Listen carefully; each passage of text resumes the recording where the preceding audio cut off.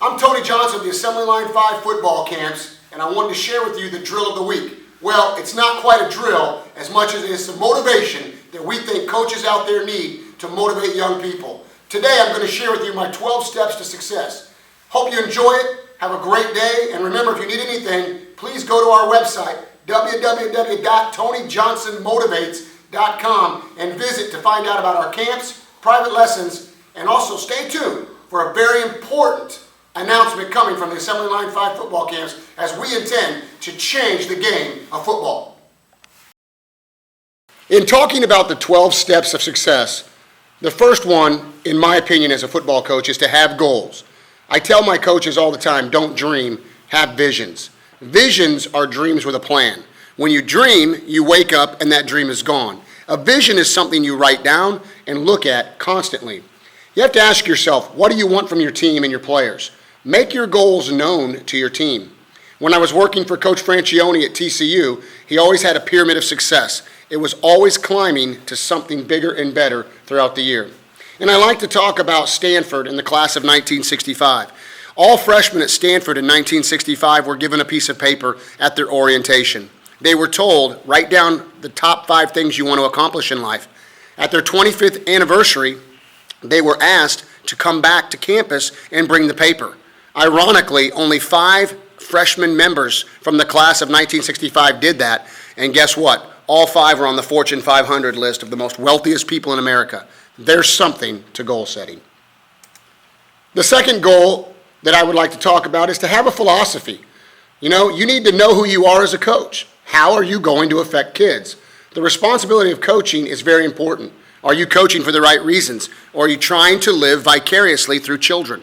I tell my coaches all the time, your playing days are over with. No one cares what you did as a player. It's irrelevant. What they want to know is, can you teach and show kids how much you appreciate them, love them, and expect greatness from them? And so we have a philosophy that we're going to impact kids' lives for the betterment, and that's what I tell my coaches. One of the next steps to the 12 steps of success is your staff. You need to make sure that they fit your plans. Make sure they are kid first. Staffs today can be very selfish. And so as a head coach, your job, your responsibility is to make sure that your staff is for kids and not for the individual. Kids can tell when grown-ups are not on the same page. I once read where Bear Bryant never hired a coach that was not smarter than him. I feel the same way. I want smart, intelligent assistant coaches. They can make or break you. But I also want coaches that are going to be for kids and be kid first. The next step that I'd like to talk about is leadership. You got to have leadership all the time, not just during the football season. Action reflects leadership. Invite kids to your home. Let them see you as a father and a family man. Go support them in other sports when they're out of your season. Leaders take you places you've never been. And I try to tell my coaches, be a man built for others. Participate in servant leadership. Be a champion of character. A story I once heard, how many sides to a quarter are there? Great question. Most people will say 2. In reality, there are 3 sides to a quarter. There's the heads, the tails, and there's the edge. In life, sometimes you're going to be the head. In other times, you're going to be the tail. But if you have the edge, which is your character, and proper leadership, you'll always succeed. So think about what gives you the edge. And also remember, leadership is very important because leaders touch the heart long before they touch a hand. Commitment. Commitment may be the most important thing you can teach a young man. Think of the acronym MAGIC, which stands for Make a Greater Individual Commitment. Explain to your team and your parents that your first commitment is to your own family, but the team does come second. Don't coach if you're going to be constantly canceling practice for work or personal issues or becoming late every day to practice. Parents need to communicate with you as well. Explain this in your parent meeting. Explain this to your players that commitment to the team is very important. Be a coach, not a player.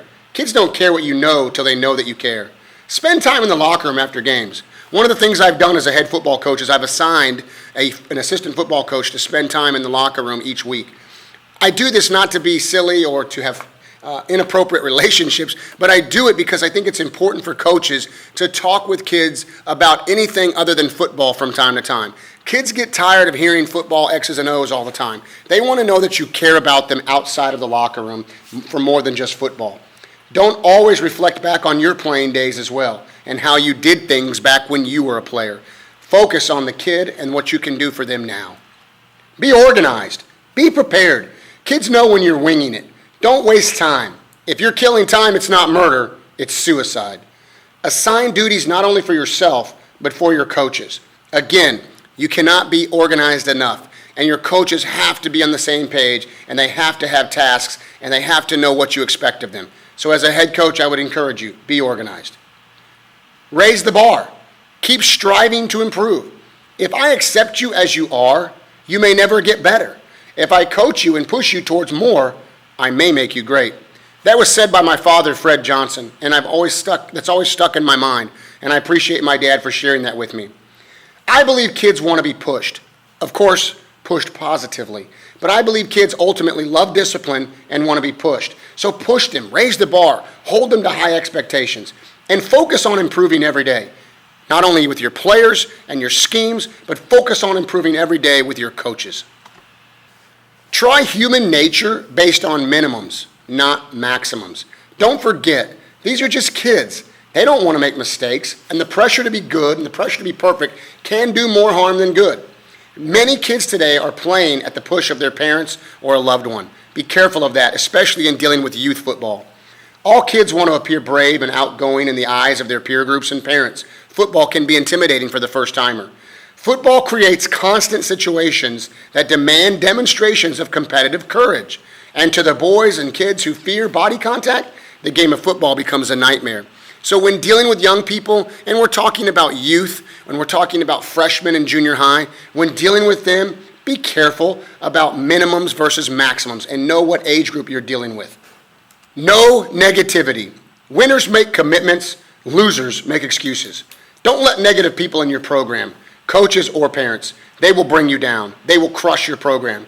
You don't need negativity, and neither do the kids. Coach with passion and with heart. Be positive. I always say, try a father-son relationship rather than a dominating, angry relationship. Kids know when you truly care about them. Invest in the players. It's Johnny's and Joe's, not X's and O's. Every coach has his own personality. Every player has his own personality as well. The difference is that most players also have different physical capabilities. Coaches who can X and O are a dime a dozen. We can find them on any corner, especially here in Texas.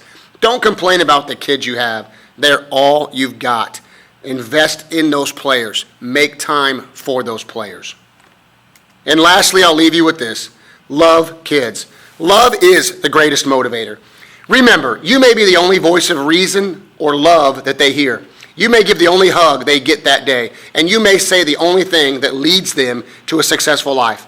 To coach at any level, you must have a sense of compassion. Our kids are dealing with a lot of pressure at home, as I said earlier, and school can be very difficult. The real world is waiting for them, and it's going to be there one way or the other. Love is the greatest motivator. Kids will remember the love you showed, remember the caring you gave them. Listen, I hope you have a great day. These are some success tips that I wanted to share with you. There are plenty more, and we look forward to sharing more information with you again. Go to TonyJohnsonMotivates.com, and we look forward to seeing you soon.